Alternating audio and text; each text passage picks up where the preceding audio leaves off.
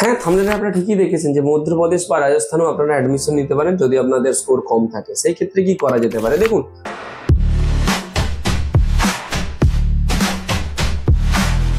সবার শুরুতেই যদি আপনাদের বলি, অ্যাডমিশন হচ্ছে এমন একটা বিষয় এমবিবিএস এ যেটা আপনার শুরু করবে আগামী 5 বছরের জার্নি, যে আপনি আগামী 5 বছর কোন কলেজ থেকে পড়াশোনা করছেন।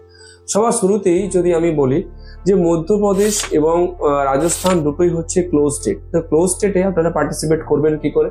দেখুন, এই যে দুটো স্টেট, এই দুটো স্টেট ক্লোজ থাকে কিন্তু ফার্স্ট রাউন্ড এবং সেকেন্ড রাউন্ডে। থার্ড রাউন্ডে কিন্তু এই দুটো স্টেট ওপেন হয়ে যায়। অথচ আপনারা এই জিনিসটা মাথায় রাখবেন, এই বছর এই দুটো স্টেটে যা কাট অফ গেছে, সেই ক্ষেত্রে থার্ড রাউন্ডে 200 স্কোরের নিচে আসাটা চাপ থাকলেও অনেক কনসালটেন্টরা মনে করছেন কিন্তু এই দুটো স্টেটে আপনার অ্যাডমিশনটা থার্ড রাউন্ডে হয়ে যেতে পারে। অ্যাজ ইউজুয়াল আমরাও কিছুটা অ্যানালাইসিস করে দেখলাম, থার্ড রাউন্ডে আপনার স্কোর যদি 200 বা 200-র কাছাকাছি সিমিলার যদি থাকে বা 210-15 থাকে, আপনি এই স্টেটগুলোতে অ্যাডমিশনের জন্য কিন্তু এলিজিবল হতে পারেন এবং কাউন্সেলিং এর জন্য পার্টিসিপেটও করতে পারেন। মধ্যপ্রদেশ এবং রাজস্থানে থার্ড রাউন্ডে আপনারা যে পার্টিসিপেট করবেন, রেজিস্ট্রেশন তার জন্য বাধ্যতামূলক। রেজিস্ট্রেশন আপনাদের করতেই হবে। রেজিস্ট্রেশন ছাড়া কিন্তু আপনারা কোনো রকম ভাবে কাউন্সেলিং এ পার্টিসিপেট করতে পারবেন না। কোনো রকম ভাবে ডাইরেক্ট অ্যাডমিশন এমবিবিএস হয় না, কোনো স্টেটই হয় না, কোথাও হয় না।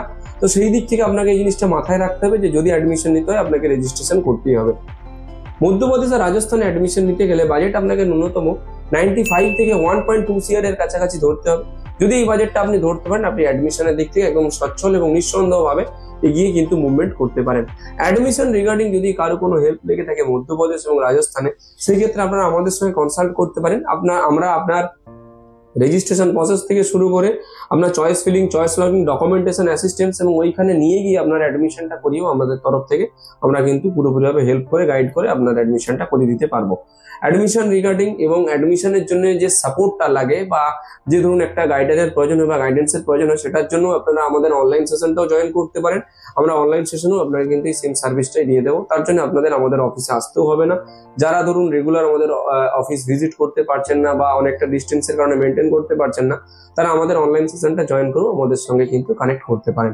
অ্যাডমিশন রিগার্ডিং যে কোনো রকমের সাপোর্ট এবং গাইডেন্স এবং ডকুমেন্টেশন এবং কাউন্সেলিং এর জন্য আপনারা আমাদের সঙ্গে কনসাল্ট করতে পারেন। Thank you.